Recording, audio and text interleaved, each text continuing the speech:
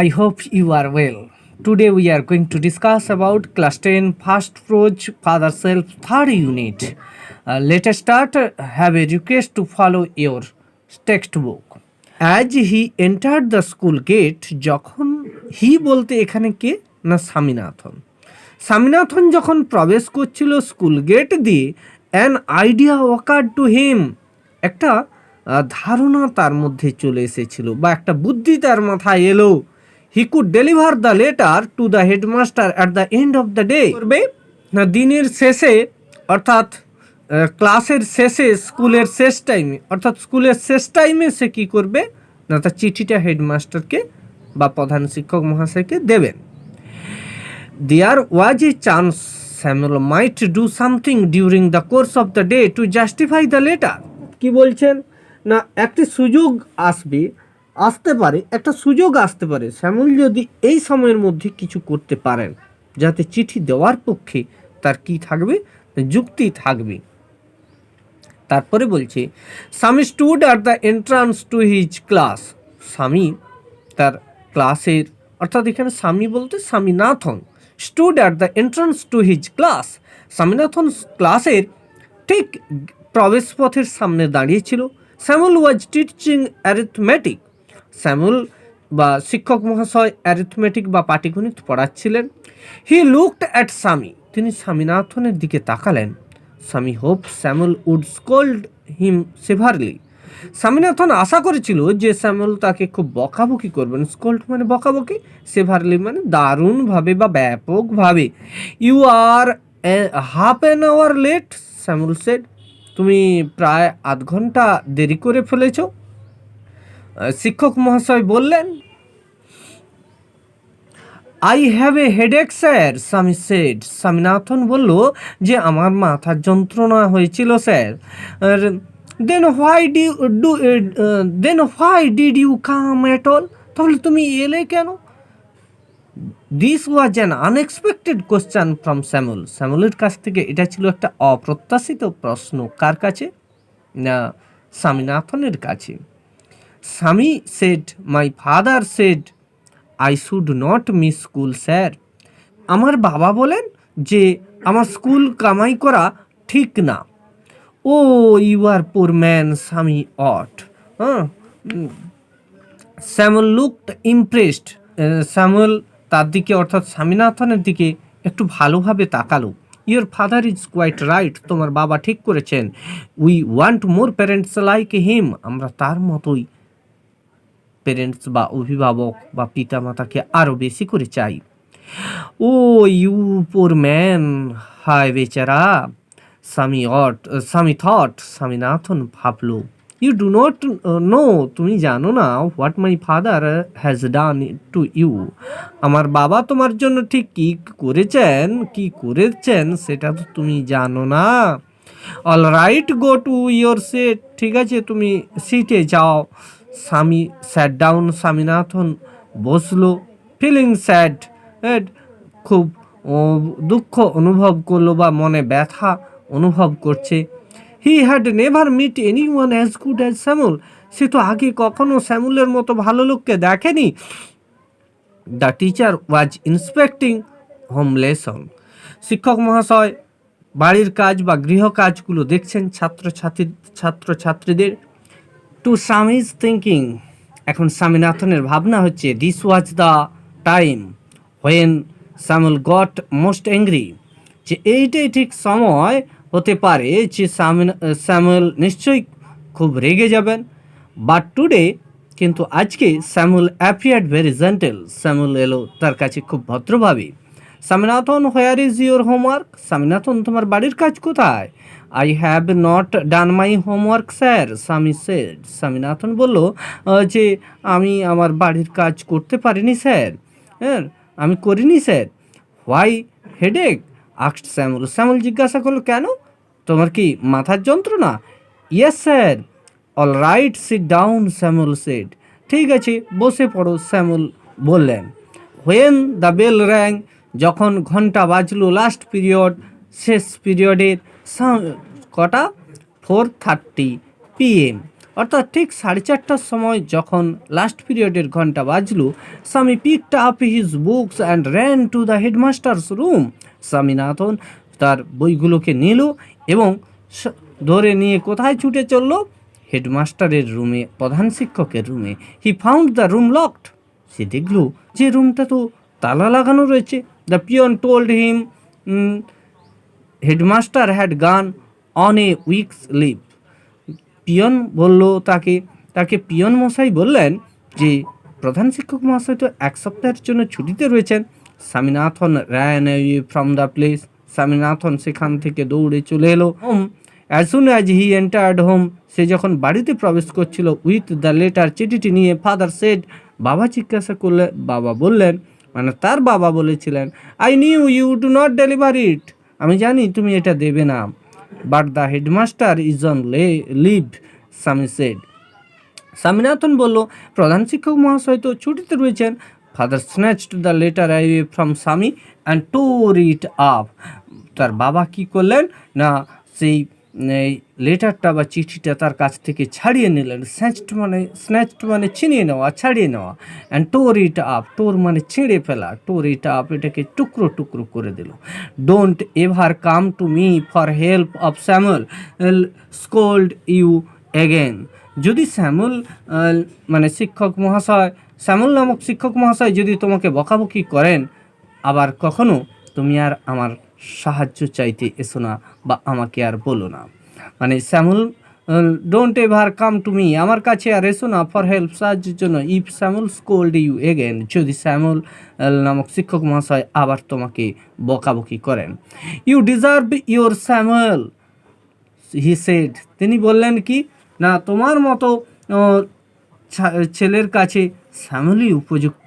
Deserve ওয়ার্ডটি আমরা second ইউনিটে দেখছিলাম, আবার থার্ড ইউনিটেও আমরা দেখলাম যে ডিজার্ভ ওয়ার্ডটি, অর্থাৎ ডিজার্ভ মানে কি, প্রাপ্য। ডিজার্ভ মানে প্রাপ্য। ইউ ডিজার্ভ ইউর স্যামুয়েল, তোমার পক্ষে স্যামুয়েলই উপযুক্ত। হি সেড, সে বলল, হি বলতে এখানে তার বাবা বললেন যে তোমার পক্ষে স্যামুয়েলই সত্যি উপযুক্ত। কম্প্রিহেনশন এক্সারসাইজটি আমরা দেখে নেব এখন, তবে তার আগে একটু বলে নিই যে স্টেপ প্লাস ইউটিউব চ্যানেলটি আপনারা দেখছেন, আর এই চ্যানেলটিকে যদি না সাবস্ক্রাইব এখনও করে থাকেন তাহলে অবশ্যই সাবস্ক্রাইব করার আবেদন রাখছি, যাতে এমনই সব ভিডিও সবার আগে সবার প্রথম আপনাদের কাছে বা তোমাদের কাছে পৌঁছে যায়। আর যদি সাবস্ক্রাইব করেই থাকেন বা থাকো, তাহলে অবশ্যই জানাই অশেষ ধন্যবাদ। আর যদি ভিডিওটি ভালো লাগে অবশ্যই একটি কমেন্ট দিতে ভুলো না, এবং তোমাদের বা আপনাদের একটি লাইকই আমাকে যথেষ্ট উৎসাহিত করবে, তাই একটি লাইকও আশা করছি। এখন কম্প্রিহেনশন এক্সারসাইজ শুরু করছি। প্রথম যেটা রয়েছে 7-এর দাগে, সাতের দাগে choose the correct alternative to complete the following sentences. নিম্নলিখিত সেন্টেন্সগুলোকে পূর্ণ করার জন্য এই অল্টারনেটিভ যেগুলো রয়েছে সেগুলোকে মধ্য থেকে পছন্দ করতে বলা হয়েছে। প্রথমে রয়েছে হোয়েন স্বামী এন্টার্ড দ্য ক্লাস, যখন স্বামী ক্লাসে প্রবেশ করছিল। স্যামুয়েল ওয়াজ টিচিং, স্যামুয়েল পড়াচ্ছিলেন। কি পড়াচ্ছিলেন? History, arithmetic, science, geography. নিশ্চয়ই তিনি পাটিগণিত বা অ্যারিথমেটিক পড়াচ্ছিলেন, আমরা একটু আগেই দেখেছি। Swami was late to school by, Swami late করেছে, অর্থাৎ স্বামীনাথন কত লেট করেছে? Half an hour. একটু আগেই আমরা আলোচনা করেছি, তাই আমি আর টেক্সটে দেখাচ্ছি না, হাফ অ্যান আওয়ার অ্যান্সার হবে। সিতে রয়েছে headmaster was on a leave for 1 day, month, year, week. নিশ্চয়ই প্রধান শিক্ষক মহাশয় কতদিনের ছুটিতে রয়েছেন? এ উইক, আমরা একটু আগেই দেখেছি, তাই এই এ উইকটি অ্যান্সার হবে। এই এ উইকটি আমাদের অ্যান্সার করতে হবে। এরপর 8-এর দাগে রয়েছে complete the following sentences with information from the text, অর্থাৎ টেক্সট থেকে তথ্য নিয়ে আমাদের এই সেন্টেন্সগুলো, যে 3টে সেন্টেন্স দেওয়া রয়েছে, এগুলোকে পূর্ণ করতে হবে। এখন প্রথমটা দেখে নিই। অ্যাজ স্বামী এন্টার্ড দ্য স্কুল গেট, যখন ঠিক স্বামীনাথন স্কুল গেট দিয়ে প্রবেশ করছিল, তখন কি হয়েছিল? তার মাথায় একটা বুদ্ধি এসেছিল। সেই বুদ্ধিটা কি আমরা একটু টেক্সটে আমি টেক্সটে দেখিয়ে দিচ্ছি। হি এইখানটা দেখো, as he enter the school gate an idea occur to him, একটা বুদ্ধি তার মাথায় চলে এসেছিল। তাহলে an idea occur to him আমাদের লিখতে হবে। তারপরে যেটা রয়েছে এইখানে বিতে, স্বামী স্টুড অ্যাট, স্বামী দাঁড়িয়েছিল, কোথায় দাঁড়িয়েছিল?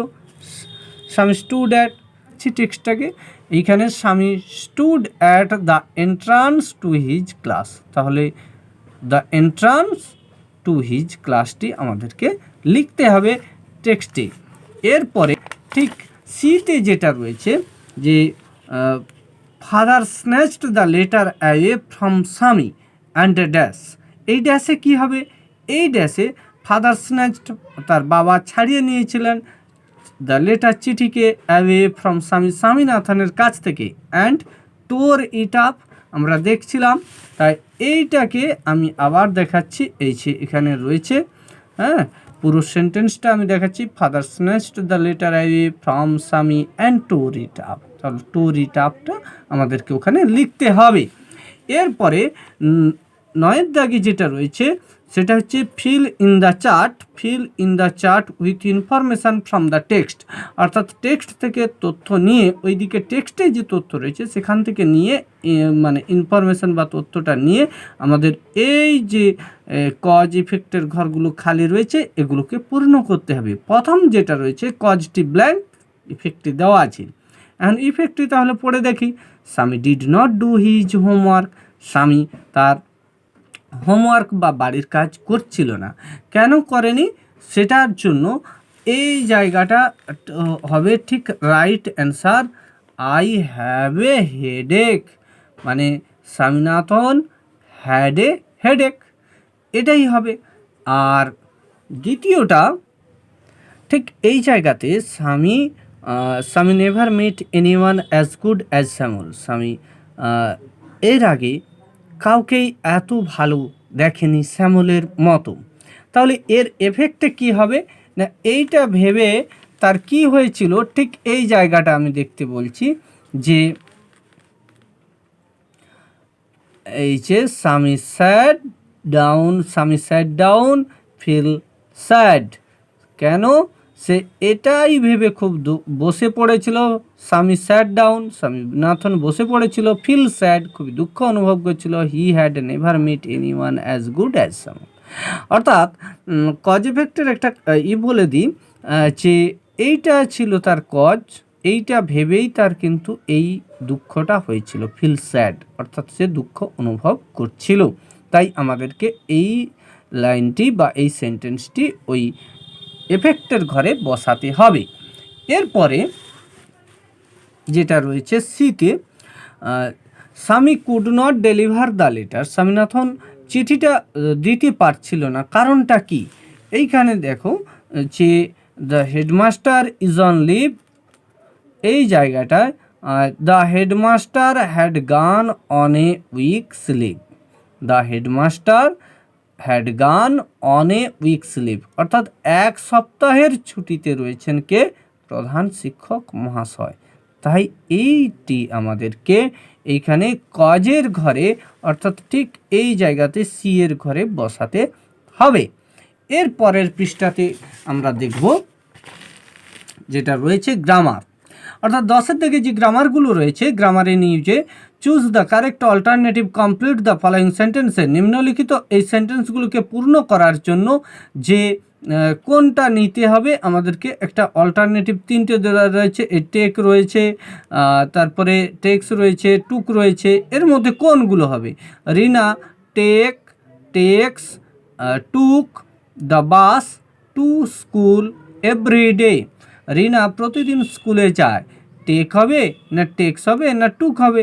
এর জন্য অবশ্যই আমাদেরকে কীটা করতে হবে না টেক্স করতে হবে। কারণ কি, দেখো যে রিনা টেক্স বলতে রিনা তো subject third person singular number, তাই এরপরে অর্থাৎ এই সাবজেক্টের পরে যে ভার্বটি বসবে প্রেজেন্ট ইনডেফিনিট টেন্সে, সেটি হচ্ছে কি ভার্বের সঙ্গে এস বাই এস যোগ হয়। তাই এখানে টেক কথার সঙ্গে এস যোগ হবে, অর্থাৎ টেক্স হয়ে বসবে। Rina takes the bus to school everyday, কারণ এটি প্রেজেন্ট ইনডেফিনাইট টেন্স। আর এইখানে সাবজেক্ট থার্ড, এখানে কি বললাম, subject third person singular number হলে ভার্বের সঙ্গে এস বাই এস যোগ হয়, তাই টেক হবে না, টেক্স হবে। Last Monday while we watching, have been watching, were watching the television, the electricity went off. Last Monday গত সোমবার, while we যখন আমরা, was watching, have been watching, were watching। দেখুন এই যে গত সোমবারের ঘটনা মানে পাস্ট টেন্স, তাই পাস্ট টেন্সে উই এর পরে নিশ্চয়ই ওয়াজ ওয়াচিং বা ওয়ার ওয়াচিং হবে। উই এর পরে ওয়াজ হয় না, উই এর পরে কি হয়, ওয়ার হয়, অর্থাৎ এই জায়গায় যে ওয়ার রয়েছে তাই ওয়ার ওয়াচিং আমরা বসাবো।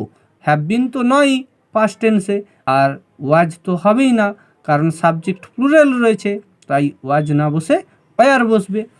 আর সিতে বাই আর এর উপরে, ঠিক এর উপরে আমার টেন্স শিখবো সেন্স দিয়ে যে ভিডিওটি রয়েছে, এই ভিডিওটি ডেসক্রিপশানের ঠিক নিচের দিকে, সেই ভিডিওটি দেখার জন্য আমি অনুরোধ করছি, কারণ সেখানে এই টেন্সের উপরে খুব খুব সুন্দরভাবে ব্যাখ্যা রয়েছে। তিনটি ভিডিও রয়েছে, 4টি ভিডিও রয়েছে, মোট চারটি ভিডিও রয়েছে এই টেন্সের উপরে। অবশ্যই সেখানটাকে যদি সেই ভিডিওগুলো দেখলে এই ভিডিওটি ক্লিয়ার হয়ে যাবে আশা রাখছি, মানে এই জায়গাটি তোমাদের ক্লিয়ার হয়ে যাবে আশা রাখছি। এবারে 11 দাগে রয়েছে fill in the blanks with appropriate article and preposition. এই মানে অ্যাপ্রোপ্রিয়েট আর্টিকেল এবং প্রিপোজিশন দিয়ে এই শূন্যস্থানগুলো পূরণ করতে বলা হয়েছে। Arifa the younger dash the two girl, Arifa the younger of the two girls হবে, অর্থাৎ এইখানে অফ প্রিপোজিশনটি আমাদের বসাতে হবে। দুজনের মেয়ের মধ্যে সে ছিল ছোট, ইয়ঙ্গার। হ্যাজ ক্র্যাক আইটিআই, অর্থাৎ সে কি আইটিআইয়ে ভালো র্যাঙ্ক করেছে বা পজিশন পেয়েছে।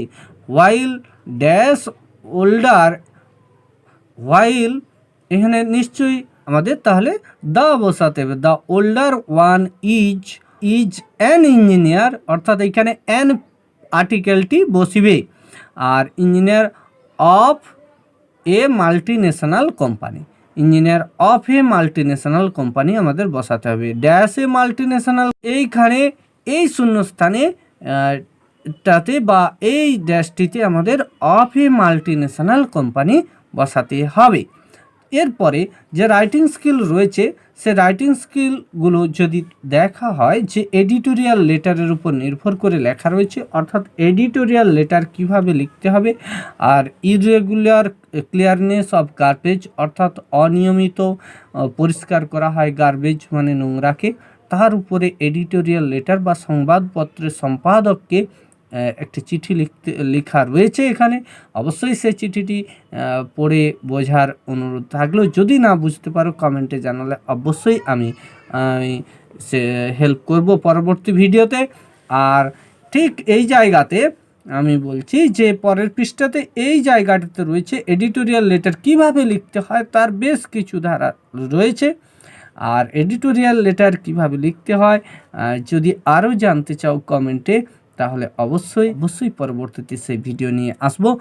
আর এইখানে আরেকটি এডিটোরিয়াল লেটার আর লিখতে বলা হয়েছে, write a letter to the editor of a newspaper within 100 words about the problem faced by commuters due to reckless driving on public vehicles, অর্থাৎ পাবলিক যে যানবাহনগুলো যাতায়াত করে সেগুলোর মধ্যে কি বলা হয় না, যারা পথচারী রয়েছে বা সাধারণ মানুষ যারা রয়েছে তারা খুব সমস্যায় পড়ে। কারণ কি না, ওই ভেহিকলগুলো বা ওই যানবাহনগুলো অনিয়ন্ত্রিতভাবে, রেকলেস মানে কি অনিয়ন্ত্রিতভাবে ড্রাইভিং মানে চলাচল করে বা ড্রাইভ করা হয়।